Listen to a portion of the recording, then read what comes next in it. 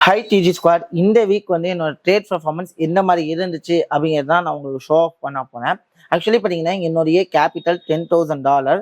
அந்த $10,000 கேபிட்டலில் இந்த வீக் நான் எத்தனை ட்ரேட் எடுத்தேன், எத்தனை ட்ரேட் லாஸ் ஆச்சு, இப்போ நான் எந்த அளவுக்கு ப்ராஃபிட்டபிளாக இருக்கேன் அப்படிங்கிறத இந்த வீடியோவில் பார்க்க போகிறோம்.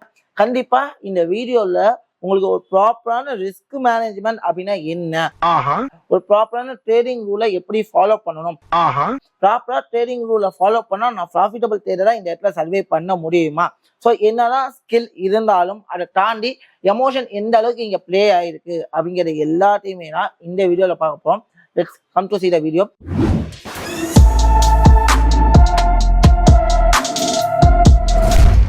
ஆக்சுவலி பாத்தீங்க அப்படின்னா நான் இந்த வீடியோ மேக் பண்றதுக்கு காரணம் என்ன அப்படின்னா, நிறைய பேர் வந்துட்டு என்னுடைய ப்ராஃபிட் அண்ட் லாஸ் ஸ்டேட்மெண்ட் காமிங்க சொல்லிட்டு கேட்டுக்கிட்டே இருக்காங்க. ஆக்சுவலி அதுக்காக நான் என்ன பண்ணினேன் அப்படின்னா, ஆல்ரெடி ஒரு ப்ரீவியஸ் வீக்ல நான் 10% ப்ராஃபிட் பண்ணோம்னா நான் காமிச்சிருந்தேன், ஓகேவா. அண்ட் தென் எகைன் அது என்னதான் ப்ரூஃப் கொடுத்தாலும் மக்களுடைய டாட் என்னவா இருக்குன்னா, இவங்க ப்ராஃபிட் அண்ட் லாஸ் ஸ்டேட்மெண்ட்டை காமிச்சாதான் நான் பெரிய ட்ரேடர் அப்படிங்கிற ஒரு கோர்வை இருக்கு. ஆக்சுவலி பாத்தீங்க அப்படின்னா நான் வந்து ப்ராஃபிட் அண்ட் லாஸ் ஸ்டேட்மெண்ட்டை காமிக்கல. ஏன்னா என்னுடைய வரைமுறை எனக்கு என்னன்னு தெரியும். எனக்கு வந்து எக்ஸ்போஸ் பண்ணணுங்கிற அவசியம் எனக்கு இல்லை. பிகாஸ் ஆஃப் எனக்கு பல பர்சனல் இஷ்யூஸ் இருக்கு, பர்சனல் கமிட்மெண்ட்ஸ் இருக்கு.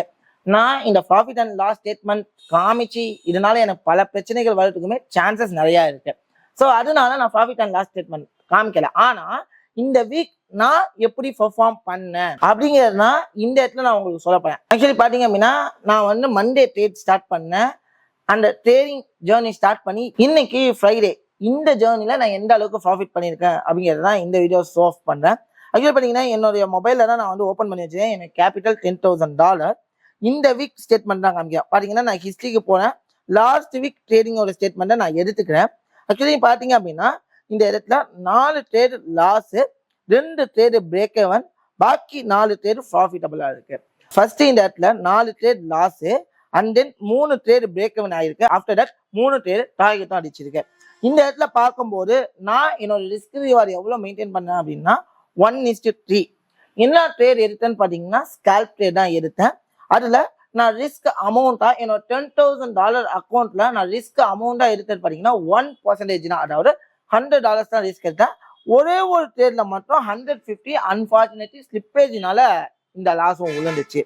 ஆக்சுவலி பார்த்தீங்க அப்படின்னா இந்த இடத்துல பார்த்தீங்க அப்படின்னா உங்களுக்கு நல்லாவே தெரியும், ஒரு மார்க்கெட்ல ஒரு ப்ராப்பரான ரிஸ்க் மேனேஜ்மெண்ட் ரூலை ஃபாலோ பண்ணி நான் 3 ட்ரேட் ப்ராஃபிட் பண்ணியிருந்தேன், 9% ப்ராஃபிட் பண்ணியிருந்தேன். ஆஃப்டர் தட் 4 ட்ரேட் லாஸ் பண்ணியிருந்தேன். ஸோ 9% ப்ராஃபிட் பண்ணி 4% லாஸ் பண்ணும்போது 9 - 4 வச்சுக்கிட்டா என்கிட்ட 5% ப்ராஃபிட் இருக்கணும். ஆக்சுவலி பார்த்தீங்க அப்படின்னா கமிஷன் எல்லாம் போக $497, அதாவது நியர் 5% வந்து இருக்கு. இவ்வளவுதான் ட்ரேடிங் அப்படிங்கிறது. இந்த இடத்துல பாத்தீங்க அப்படின்னா நான் தேவையில்லாம 2 ட்ரேட் எடுத்து லாஸ் பண்ணேன். ஏன்னா டிபெண்ட்ஸ் அப்பான் த என்னுடைய எமோஷன்ஸ் கூட சொல்லலாம். ஏன்னா நான் ரூல்ல தெளிவா இருக்குவேன். பட் ஒரு லாஸ் வந்தோடனே அந்த லாஸை ரெக்கவர் பண்ணணும்னு சொல்லிட்டு அடுத்த அனலைசிஸ்க்கு அடுத்த பிளானை எக்ஸிக்யூட் பண்ணணும்னு சொல்லிட்டு சில தப்பை பண்ணியிருந்தேன். ஓகே, அதை ரியலைஸ் பண்ணணும். பட் அன்பார்ச்சுனேட்லி நானும் ஒரு ஹியூமன் பீயிங் தானே. ஸோ ஓகே, நம்மளோட அனலைசிஸ்ல ஓவர் கான்ஃபிடென்டா இருந்தா, ஓப்பனா சொல்ல போனா என்னோட அனலைஸ் மேல கான்ஃபிடென்டா இருக்கிறத விட ஓவர் கான்ஃபிடென்டா இருந்தா. பட் இந்த இடத்துல நான் செஞ்ச ஒரு நல்ல விஷயம் என்னன்னா, எல்லா அனலைசிஸுக்குமே ப்ராப்பரான ரிஸ்க் மேனேஜ்மெண்ட் ரூலை ஃபாலோ பண்ணலாம். இந்த இடத்துல நான் ப்ராப்பரான ரிஸ்க் மேனேஜ்மெண்ட் ரூலை இந்த ஜிபிபி யூஎஸ்டியும் தேவையில்லாம எடுத்த ட்ரேட் தான். பிகாஸ் ஆஃப் நான் ஜிபிபி யூஎஸ்ல எப்போ ட்ரேட் எடுக்கணும் அப்படிங்கிறத நான் ரிப்ளேஸ் பண்ணி வச்சிருக்கேன். எப்போ எந்த ட்ரெண்டை ஃபைன் பண்ணி ட்ரேட் எடுக்கணும்னு ரிப்ளேஸ் பண்ணினேன். பட் அதெல்லாம் இல்லாம அந்த ரூலை பிரேக் பண்ணி தேவையில்லாத நேரத்துல தேவையில்லாத என்ட்ரி எடுத்து இந்த $150 லாஸ் பண்ண ஒண்ணு. ஏன்னா அந்த இடத்துல நியூஸ் இருக்கிறது எனக்கு தெரியல. ஸோ அதனால ஒரு நல்ல டிராப் ஆகி எனக்கு ஸ்டாப் லாஸ் ஆயிடுச்சு. அண்ட் தென் கோல்டுல ஆல்ரெடி பை ட்ரெண்டு, இந்த லெவலில் பிரேக் பண்ணாத வரைக்கும் மார்க்கெட் மேலதான் போவோம் அப்படிங்கிறத திங்க் பண்ணி நான் பை ட்ரேடும் எடுத்திருந்தேன். அதை நான் பத்தி நான் சார்ட்ல எக்ஸ்பிளைன் பண்றேன். ஆஃப்டர் தட் ஈரோ யூஎஸ்டி லாஸ்டா பாத்தீங்கன்னா இன்னைக்கு காலையில எடுத்தது. ஆக்சுவலி பாத்தீங்கன்னா இது ஒரு நல்ல ட்ரேடு, நல்ல ஒரு செட்டப். இந்த இடத்துல நான் ஒரு தப்பு பண்ணிட்டேன். என்னன்னா நான் ட்ரேடை போட்டு ஸ்டாப் லாஸ் வச்சுட்டு டார்கெட் வச்சு தூங்கிட்டேன். இந்த இடத்துல எனக்கு என்ன நடந்துச்சுன்னா அப்படின்னா, என்னுடைய ரூல் படி 1:1 டார்கெட் அடிச்சுட்டா என்னுடைய ஸ்டாப் லாஸை என்ட்ரிக்கு நான் மூவ் பண்ணி வச்சுக்கணும். அதுதான் என்னோட ரூல். ஆனா நான் ட்ரேடை போட்டு தூங்குனதுனால அழகா 1:1 டார்கெட் கம்ப்ளீட் பண்ணிட்டு நேரா வந்து ஸ்டாப் லாஸையும் தூக்கிட்டான். ஸோ அது என்னுடைய மிகப்பெரிய தப்பு. பட் இதுவுமே வந்து ஒரு லெசனாக தான் எடுத்துக்கேன். பட் இவ்வளோ லாஸ் பண்ணியும் நான் என்னுடைய கேபிட்டலை லாஸ் பண்ணனா, என்னோட ப்ராஃபிட் லாஸ் ஆயிடுச்சான்னு கேட்டா இல்லவே கிடையாது. ஸோ அதுதான் நான் இந்த இடத்துல சொல்லுவேன். ஸோ நான் ப்ராஃபிட்ல தான் இருக்கேன். அதுக்கான ப்ரூஃப் தான் $500 நான் உங்ககிட்ட காமிக்கிறது. ஒரு 3 ட்ரேடு பிரேக் எவன் எனக்கு ஹிட் ஆச்சு. எப்படின்னா இந்த பிரேக் எவன் ஹிட் ஆகி மார்க்கெட் என்ன ஆச்சு அப்படின்னா நான் என்ன ப்ரெடிக்ட் பண்ணினோம் அந்த டைரக்ஷன் போயிருந்துச்சு. திட்ட 1:5 அப்படிங்கிற ரேஷியோல நான் ரிஸ்க் ரிவார்டு மெயின்டைன் பண்ணேன். அழகா எனக்கு 1:5 ரேஷியோ கொடுத்துச்சு. அதை தாண்டி இந்த இடத்துல இன்னொரு மிஸ்டேக்கும் பண்ணேன். அதுதான் என்னன்னா கண்டினியூஷன் மிஸ்ஸிங். ஏன்னா இந்த மாதிரி பிரேக் டவுன் அடிக்கும் போதோ இல்ல லாஸ் வரும்போதோ நான் சைக்காலஜியா அஃபெக்ட் ஆயிடணும் அப்படின்னு சொல்லிட்டு நானே ஃபீல் பண்ணுவேன். ஸோ மேபி இந்த ட்ரேட் எடுக்க வேணாம் அப்படின்னு சொல்லிட்டு நான் இக்னோர் பண்ணதுனால அதுல ஒரு 3 ட்ரேட் வந்து திட்ட பாத்தீங்க அப்படின்னா ஒரு 10% ப்ராஃபிட் கொடுத்துச்சு. ஸோ இதுதான் வந்து ஒரு ட்ரேடரோட மேக்சிமம் ஜோர்னியே. இப்படின்னா ஒரு ஜோர்னி ரியாக்டே ஆகும். ஆனா எனக்கு தேவை 10% ப்ராஃபிட். நான் ப்ராப்பரா நான் ட்ரேட் பண்ணிருந்தேன் அப்படின்னா ஓப்பனா இந்த 4 லாஸ் எனக்கு இல்லை அப்படின்னா நான் இந்த வீக்கே என்னுடைய 10% டார்கெட்டை ஓவர் வியூ பண்ணி கம்ப்ளீட் பண்ணியிருப்பேன். ஸோ பட் இன்னொரு வீக் எக்ஸ்டெண்ட் தான் ஆகுதே தவிர நான் லாஸ் அப்படிங்கிற கேட்டகரிக்கு போல.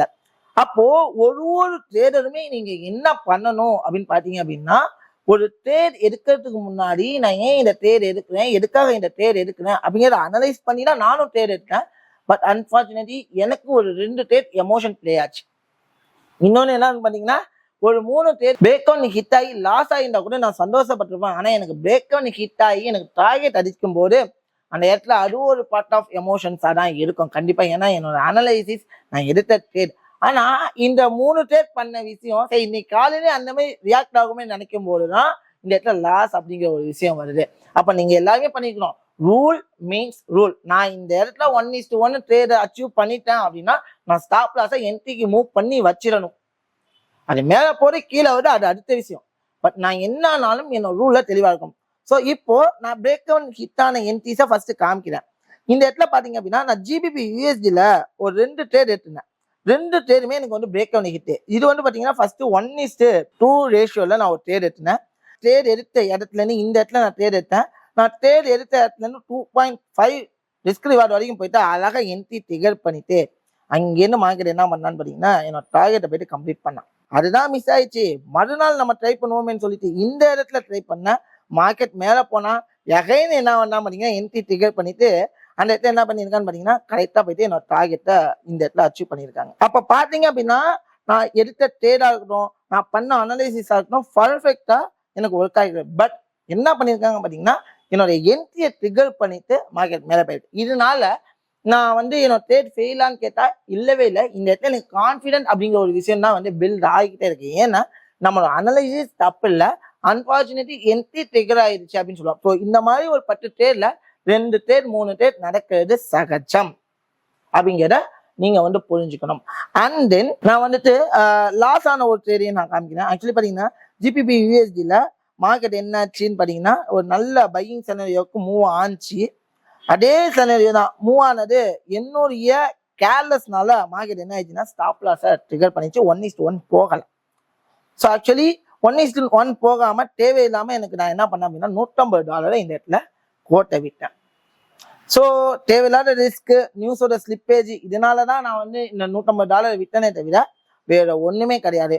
ஒரு ப்ராப்பரான ட்ரேட் அனலைசிஸ் பண்ணி அந்த இடத்துல நான் டிராவல் பண்ணும்போது என்னால ஈஸியா ப்ராஃபிட் பண்ண முடியும். அதே மாதிரிதான் இப்ப நீங்க என்ன செனரியோ பாக்குறீங்களோ அதே மாதிரிதான் எனக்கு கோல்டுலயுமே நடந்துச்சு.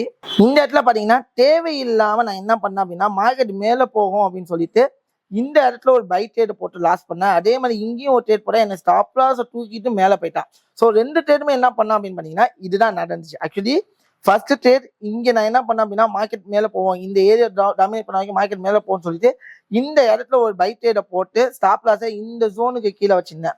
ஸோ ஆக்சுவலி பாத்தீங்கன்னா இந்த இடம் ஸோ மார்க்கெட் ஸ்டாப் லாஸ் வச்சுட்டான். சரி அப்புறம் இந்த ஜோன்ல ரியாக்ட் ஆகும்னு சொல்லிட்டு இந்த இடத்துல கன்ஃபர்மேஷன் வச்சு வைத்தா இங்க வந்து அழகா என்ன பண்ணிருக்கான் பாத்தீங்கன்னா என்னோட ஸ்டாப் லாஸை கேப்சர் பண்ணிருக்கான். தெரியுதுங்களா? அழகா என்னோட ஸ்டாப் லாஸ் என்ன பண்ணிருக்கான் கேப்சர் பண்ணிட்டு அங்கேருந்து மார்க்கெட் என்ன ஆயிருக்குன்னா மேல போயிருக்கு. ஸோ இந்த மாதிரி சில விஷயங்கள் தான் எனக்கு வந்து கோல்டுல வந்து ரீசெண்டா நடந்துச்சு.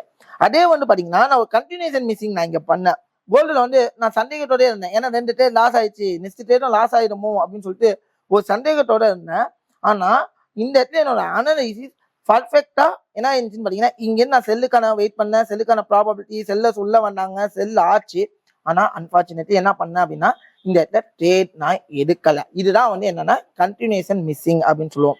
அதே மாதிரி பாத்தீங்க அப்படின்னா, இந்த இடத்துல நான் ட்ரேடுக்காக அனலைஸ் பண்ணியிருந்தேன். ஏன்னா என்னோட ஸ்ட்ராட்டஜி எந்த அளவுக்கு நான் ஒர்க் அவுட் பண்ணேன், எமோஷனா ஏதாச்சும் பண்ணனான்னு சொல்லிட்டு நான் என்னையே டெஸ்ட் பண்ணிப்பேன். அந்த மாதிரி டெஸ்ட் பண்ணப்போ எனக்கு இதுவுமே ஒரு நல்ல ரிசல்ட் தான் கொடுத்துச்சு. அதை தாண்டி நேற்றும் நான் அனலைஸ் செக் அவுட் பண்ணேன், ஒரு நல்ல ரிசல்ட் தான் கொடுத்துச்சு. ஓகேங்களா?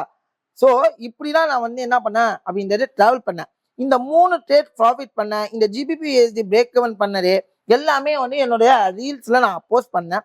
ஸோ லாஸ்டா நான் போஸ்ட் பண்ணாதது என்னன்னா இந்த லாஸ் அப்படிங்கிறது தான். இந்த 4 லாஸையும் சரி நான் ஒன்னா ஒரு வீடியோல நம்ம சொல்லிடுவோம். நம்ம வந்துட்டு இந்த விஷயத்த போடுறதை விட இப்படி போட்டுட்டா மக்களுக்கு புரியும். ஸோ இதனால லாஸ். அப்போ நிறைய பேருக்கு ஒரு விஷயம் இருக்கு, நசீர் வந்து லாஸே பண்ண மாட்டாரு, அவர் ப்ராஃபிட்டபிள் ட்ரேடர். உண்மையாவே அவர் ப்ராஃபிட் தான் பண்றாரா என்ன ஏதுன்னு நிறைய பேருக்கு டவுட் இருந்துகிட்டு இருக்கும். நான் என்னுடைய 1 வீக் எந்த அளவுக்கு ட்ரேட் பண்ணேன், நான் இதை லாஸ் பண்ணேன், இந்த லாஸ் அப்படிங்கிறது நான் இவ்வளவுதான் ரிஸ்க் இருக்குங்கிறதுக்கான ரிஸ்கான ப்ரூஃபும் சரி, நான் ப்ராஃபிட் இவ்வளவுதான் பண்ணினேன் அப்படிங்கிறதுக்கான ப்ராஃபிட்டுமே இதுதான் சரி. அதை தாண்டி நான் எப்படி அனலைஸ் பண்ணேன்னு சொல்லிட்டு நான் ஷார்ட்ஸ்ல ரீல்ஸ்ல ஒவ்வொரு வீடியோ போஸ்ட் பண்ணேன். நேற்று ஒரு ட்ரேட் வந்துட்டு ஒரு $300 EURUSD நான் ப்ராஃபிட் பண்ணியிருந்தேன். ஸோ நேற்று வந்து EURUSD நான் கேப்சர் பண்ணியிருந்தேன். ஸோ அந்த இடத்துல நான் எப்படி கேப்சர் பண்ணியிருந்தேன் அப்படின்னு பார்த்தீங்கன்னா சிம்பிளான ஒரே விஷயம் தான். இந்த இடத்துல பார்த்தீங்கன்னா ஃபர்ஸ்ட் நான் பை ட்ரேடுக்கு நான் பிளான் பண்ணியிருந்தேன். சும்மா டெஸ்ட் பண்ணேன். என்னோட பை ட்ரேட் 1:2 அடிச்சுட்டு கீழே வந்து என்னோட லோவை பிரேக் அவுட் பண்ணிச்சு. அப்போ எனக்கு தெளிவாக தெரிஞ்சிச்சு மார்க்கெட் செல் ஆக போகுது அப்படின்ட்டு. ஸோ மார்க்கெட் செல் ஆகும் அப்படிங்கிறத டிட்டர்மைன் பண்ணி இந்த சப்ளை ஏரியாவில் ஒரு செல்லிங் ப்ராபபிலிட்டி கண்டினியூ செல் என்ட்ரி எடுத்தேன். ஸ்டாப் லாஸை இந்த ஹை ஜோனுக்கு மேலே வச்சேன். அழகா எனக்கு என்ன பண்ணுச்சுன்னு பார்த்தீங்கன்னா $300 ப்ராஃபிட் கொடுத்துச்சு. அதுக்கான ப்ராஃபிட் ஸ்டேட்மெண்ட் பார்த்தீங்க அப்படின்னா இதோ இருக்கு. ஓகேங்களா? ஸோ நான் அதை நேற்று இன்ஸ்டாகிராம் ஸ்டோரியில் கூட வச்சிருந்தேன். ஸோ நீங்க என்னோட லைவ் அப்டேட்டை நீங்க பார்க்கணும் அப்படின்னா, நான் எடுக்கிற ட்ரேட்ஸ் எல்லாம் நீங்க பார்க்கணும்னா நம்ம இன்ஸ்டாகிராம் பேஜை கண்டிப்பா ஃபாலோ பண்ணுங்க. ஸோ இப்படிதான் வந்து ஒரு மார்க்கெட்டை வந்து வியூ பண்ணி ஒரு ப்ராப்பரான ரிஸ்க் மேனேஜ்மெண்ட், ப்ராப்பரான ரிஸ்க் ரிவார்டு, அதாவது நான் 1% ரிஸ்க் எடுக்க போனா எனக்கு ரிவார்டு எவ்வளவு வேணுங்கிறத மைண்ட்ல ஃபிட் பண்ணுங்க. இப்போ நான் 1:3 ரிவார்ட்ல நான் சர்வே பண்ணேன். ஸோ அதனால தான் 1 வீக் எங்களால 5% என்ன பண்ண முடிஞ்சு அப்படின்னா ப்ராஃபிட் பண்ண முடிஞ்சுது. ஆனா இப்போ ஓப்பனா சொல்ல போனோம் அப்படின்னா இந்த வீக் டோட்டலா ஒரு 15% ப்ராஃபிட் பண்ணியிருப்பேன். அன்பார்ச்சுனேட்லி இந்த கண்டினியூஷன் மிஸ்ஸிங் அப்படிங்கிற ஒரு கேட்டகரியும் அண்ட் தென் இந்த பிரேக் எவன் அப்படிங்கிறது ஹிட் ஆனதும் சரி. இன்னொரு விஷயம் என்னோட எமோஷனல் டிசிஷன்னால ஒரு 2 ட்ரேட் லாஸ் பண்ணதும், இந்த 3 விஷயம் தான் என்னால அந்த 12% ப்ராஃபிட்டை எடுக்க முடியல. ஆனா ஒரு ப்ராப்பரான ஒரு விஷயத்துல ஸ்டிக் ஆயிருந்தேன். அந்த விஷயம் தான் என்னன்னு பாத்தீங்கன்னா ரிஸ்க் மேனேஜ்மெண்ட் ரூல். நான் என்னதான் எமோஷனலா இதா இருந்தாலும் சரி, என்னோட ட்ரேட் மேனேஜ்மெண்ட் ரூல், என்னோட ரிஸ்க் மேனேஜ்மெண்ட் ரூல், இந்த ரெண்டுத்துலயும் நான் தெளிவா இருந்ததுனால தான் என்னால இந்த வீக் ஒரு 5% ப்ராஃபிட் பண்ண முடிச்சு.